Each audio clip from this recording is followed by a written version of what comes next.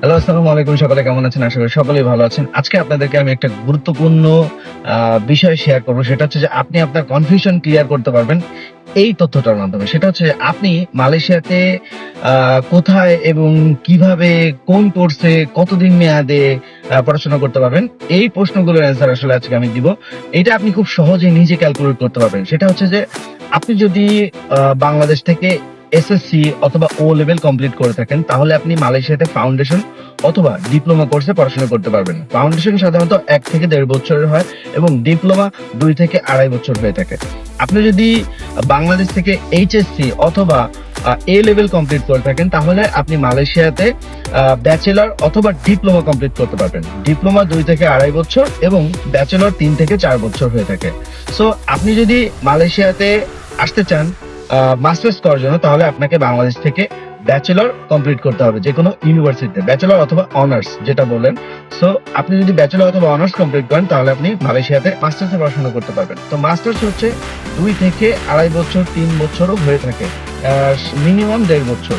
এবং আপনি যদি মালয়েশিয়াতে পিএইচডি করতে চান, তাহলে আপনাকে বাংলাদেশ থেকে অবশ্যই মাস্টার্স কমপ্লিট করতে হবে। মাস্টার্স যদি আপনার কমপ্লিট থাকে, তাহলে আপনি মালয়েশিয়াতে পিএইচডি করতে পারবেন।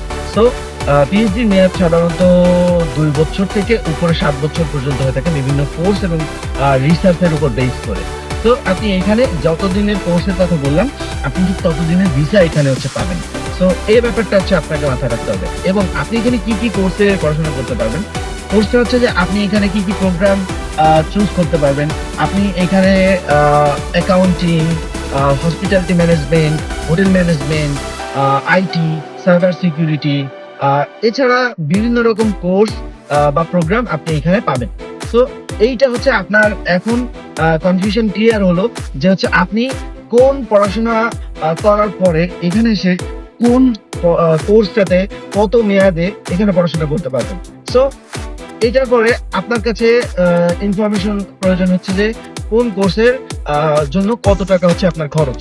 সো এইখানে সাধারণত একটা ইউনিভার্সিটির উপর ডিপেন্ড করে, ইউনিভার্সিটির র্যাঙ্কিং এর উপর ডিপেন্ড করে কোর্সের যে খরচটা এটা মোটামুটি নির্ধারণ করা হয়। আর লিভিং কস্ট মোটামুটি মালয়েশিয়ার কুয়ালালামপুরে একটু বেশি হলেও মোটামুটি কুয়ালালামপুরের আশপাশে একটু কম। তো আপনি যদি মালয়েশিয়াতে কোর্সের কস্টিং জানতে চান, তাহলে সরাসরি আপনি আপনার ইউনিভার্সিটিটি চুজ করুন অথবা আপনি এক্সপেরিয়েন্স ট্রাস্টের সঙ্গে যোগাযোগ করুন যে আপনি কোথায় এবং কোন কোর্সে কিভাবে পড়াশোনা করতে চান। সো এক্সপেরিয়েন্স ট্রাস্ট আপনাকে সম্পূর্ণভাবে শেয়ার করবে যে আপনি আপনার আসলে এক্সাক্টলি কত কস্ট হতে পারে, আপনার লিভিং কস্ট কত হতে পারে, সবকিছু। তো সাথেই থাকুন। ধন্যবাদ।